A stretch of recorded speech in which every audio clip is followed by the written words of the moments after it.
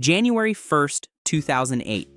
A brand new diesel roars to life under the hood of a Super Duty. It sounds powerful, confident, almost unstoppable. Ford calls it the future. But what almost nobody knows is that this engine would go on to become one of the most controversial, misunderstood, and quietly abandoned diesels in American truck history. You've probably heard the rumors: blown turbos, cracked pistons, massive repair bills. But here's the real question. How did something built to dominate the heavy-duty world turn into a liability so fast? And more importantly, was it actually a failure or just ahead of its time? Because the truth behind Ford's 6.4 Powerstroke is a lot more complicated than you think. To understand the 6.4, you have to go back a few years, back to the fallout of the 6.0 Powerstroke. By the mid-2000s, Ford was in trouble. Their partnership with Navistar, also known as International, had started to crack. The 6.0-liter diesel, introduced in 2003, was supposed to be a modern upgrade. Instead, it became a warranty nightmare. EGR failures, head gasket issues, oil cooler clogging. Customers were angry, dealers were overwhelmed, lawsuits followed, billions were lost. And Ford knew one thing for sure: they couldn't afford another failure. The diesel truck market was more competitive than ever. GM's Duramax was gaining ground. Dodge had the legendary Cummins Inline 6 on their side. Both were known for reliability. Ford? They were known for problems. So when development began on the next engine, everything changed. This wasn't just an update. This was damage control. This was survival. The result was the 6.4-liter Powerstroke, internally known as the Max Force 7 by Navistar. On paper, it looked like a masterpiece. A 6.4-liter V8 diesel. That's 391 cubic inches. Built with a cast iron block, aluminum cylinder heads, 4 valves per cylinder. The bore measured 3.87 inches. The stroke stretched out to 4.13 inches. Compression ratio? A relatively low 17.51, lower than the 6.0 before it. But here's where things got interesting. Ford introduced something completely new to their diesel lineup: a sequential twin-turbo system. Not one turbo, two. A small high-pressure turbo for quick response at low RPM, and a larger low-pressure turbo to take over at higher speeds.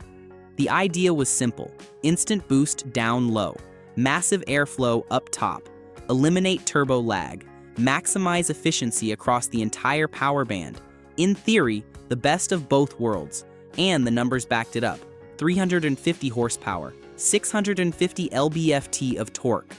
At the time, those numbers were serious, stronger than the outgoing 6.0, competitive with Duramax and Cummins. For the first time in years, Ford had something to brag about.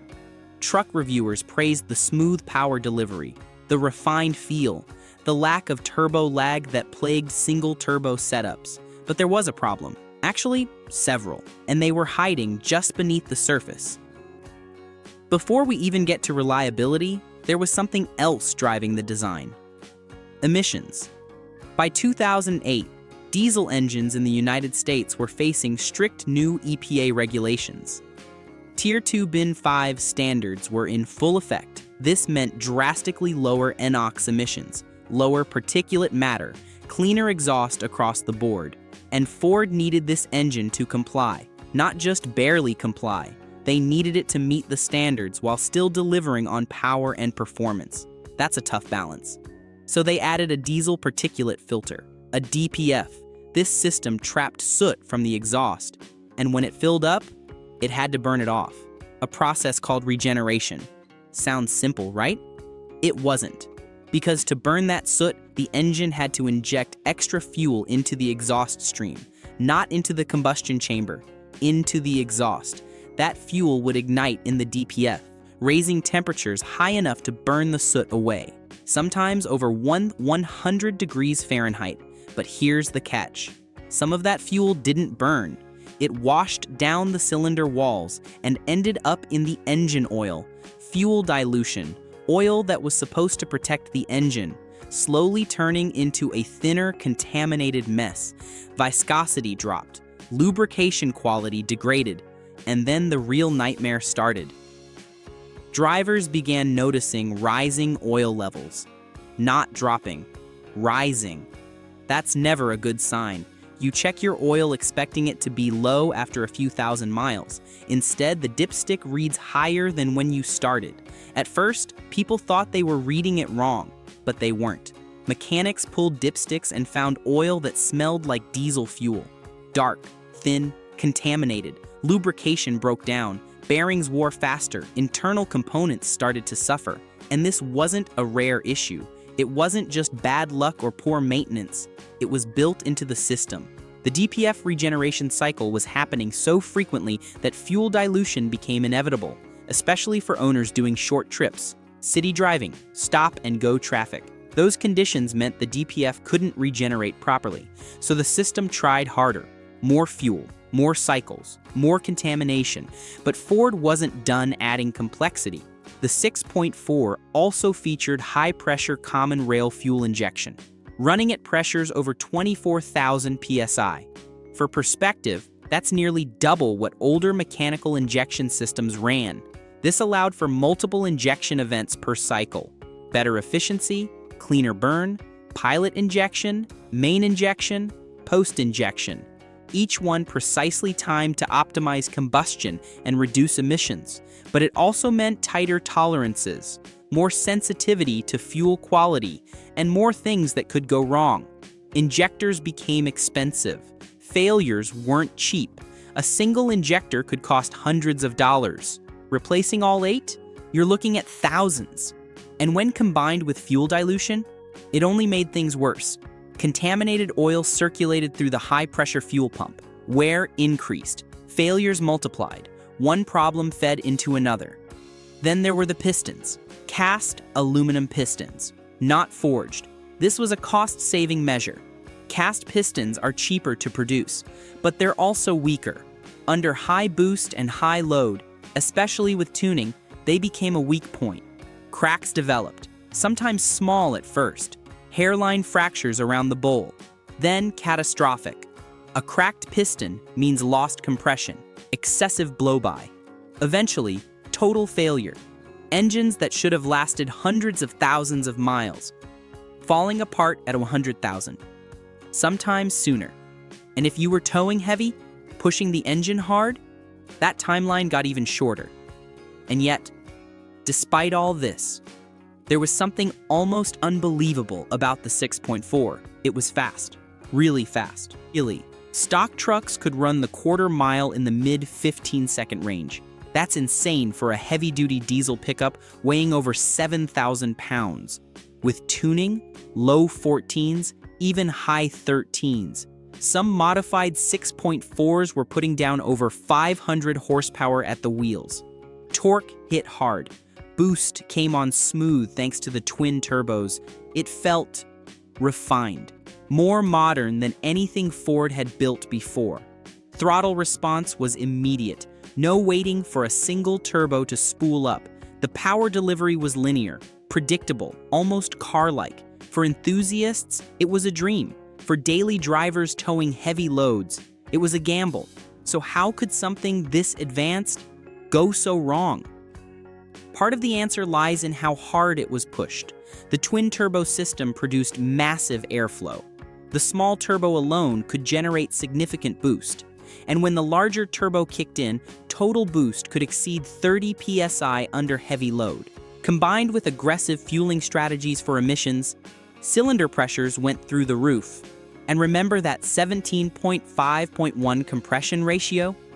Lower compression meant more reliance on boost to make power. More boost meant more stress, more heat, higher exhaust gas temperatures. And heat is the enemy of every diesel engine, especially when you're trying to keep emissions clean. Cooling systems were pushed to their limits. The 6.4 used a massive intercooler, but even that struggled under sustained load. EGR systems, designed to recirculate exhaust gases, ran hot and dirty.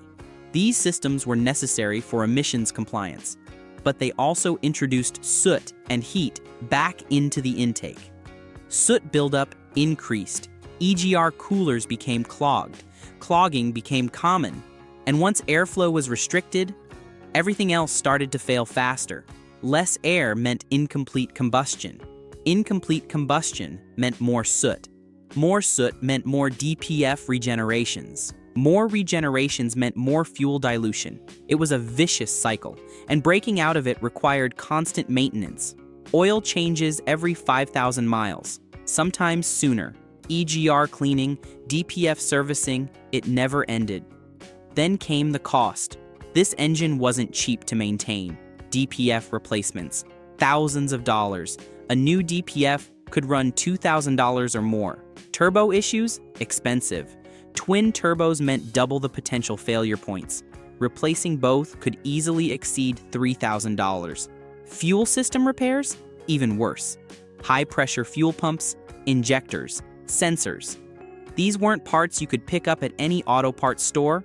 They were dealer items, specialty components, and because of the complexity, labor costs were high. You couldn't just fix it in your driveway anymore. This wasn't the old-school 7.3 Powerstroke. That engine was simple, mechanical. You could work on it with basic tools. The 6.4, it required diagnostics, specialized equipment, expertise. This was something else entirely. And here's where things take a turn, because while customers were struggling with the 6.4, behind the scenes, Ford was already planning its exit. Their relationship with Navistar had completely broken down. Lawsuits, disputes, blame on both sides. Navistar claimed Ford's demands were unreasonable. Ford claimed Navistar couldn't deliver a reliable product. The trust was gone. So Ford made a decision that would change everything. They would build their own diesel, in-house. No more outsourcing, no more compromises, no more relying on a partner who couldn't meet their standards. And that engine would become the 6.7 Powerstroke, designed entirely by Ford, built in their own facilities, a clean break from the past. But that meant one thing for the 6.4. It was already living on borrowed time. Production started in 2008, and by 2010, it was over. Just 3 model years, that's it. For a modern diesel engine, that's incredibly short, almost unheard of. Most engines get at least 5 to 7 years of production. Some run for over a decade. The legendary 7.3 Powerstroke ran from 1994 to 2003. The 6.4 barely made it past 2 full years. That tells you everything you need to know about how Ford viewed this engine. It was a placeholder, a temporary solution while they developed something better. So what does that mean? Was the 6.4 Powerstroke a failure or just a victim of timing? Because here's the truth most people don't talk about. This engine introduced technologies that would become standard later: advanced emissions systems, sequential turbocharging, high-pressure fuel injection strategies, multiple injection events per cycle. These weren't just experiments. They were the foundation for modern diesel technology. The 6.7 Powerstroke that replaced it used many of the same concepts, just refined, improved, debugged. The 6.4 was a learning experience. It was a bridge between old-school diesels and the ultra-clean, ultra-complex engines we see today. But bridges don't always get remembered. Sometimes, they just get blamed. Today, the 6.4 has a reputation. And yeah, some of it is earned. Fuel dilution was real, DPF issues were real, maintenance costs, very real. But it wasn't just a bad engine. It was an over-engineered solution to a rapidly changing problem. Built under pressure, rushed into a world that wasn't quite ready for it, forced to meet emission standards that were stricter than ever, while still competing on power and performance. That's a nearly impossible task.